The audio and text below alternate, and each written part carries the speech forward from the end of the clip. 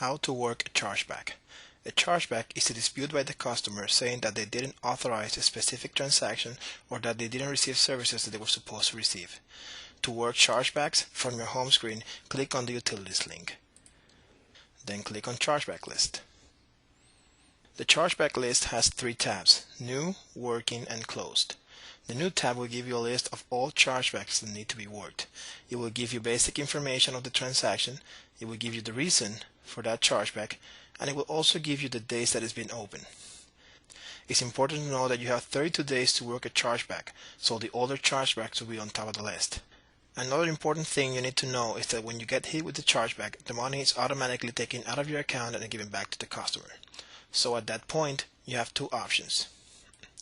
You can either accept the chargeback or rebut it.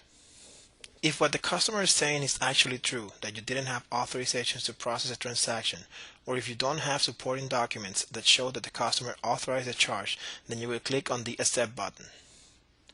The chargeback will be automatically moved to the Close tab, and you don't need to do anything else, since the money was already given back to the customer. But if you do have supporting documents that show that the customer did authorize the transaction, then you will rebut the transaction. The first step will be to click on the View link. That will take you to a transaction that is being disputed. If you want to see the details of the original transaction, all you have to do is click on the Authorization tab. It will show you all the details of the original transaction. Once you know exactly which transaction is being disputed, you go back to the Chargeback tab. And you go to the Images box that's in the middle of the screen. Sometimes you will see a cardholder letter on the View Images box. This is a letter from the customer explaining exactly what is being disputed. Before submitting any documents, you should read that letter so you know exactly what the customer is disputing and know what to fight back with. Once you've done that, you go to the Upload Images box, click on Browse, and select all the files that you want to upload to fight the chargeback. After you select the file, you will give it a brief description of the file and then you click Upload. The file will show under the View Images box. Once you have uploaded all the documents, you scroll up and hit the back button, and it takes you back to the chargeback list. In there, you also have the option of adding notes with any information you feel might be important to know to represent the chargeback. To do that, just click on the Note link,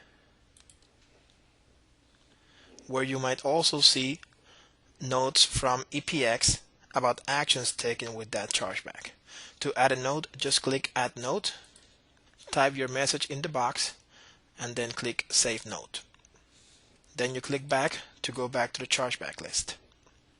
Now you're ready to rebut the chargeback, so click on the Rebuttal button.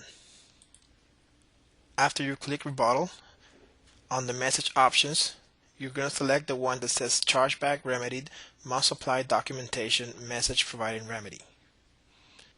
And then under Examples, you're going to select Docs Included. Once you've selected those two options, you're going to click on Save, and the chargeback will be moved from the New tab to the Working tab.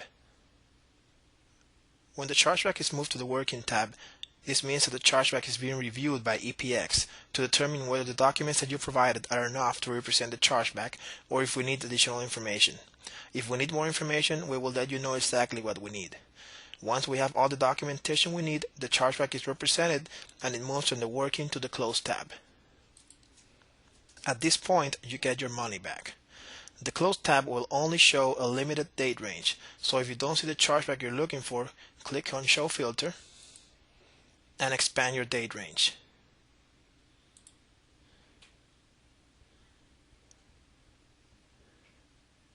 You can expand it to any date you want, having in mind that the chargeback will appear on the date that the transaction became a chargeback. Once you select the date range, just click Apply Filter and you will get a list of all the chargebacks that have been either accepted or represented in that date range.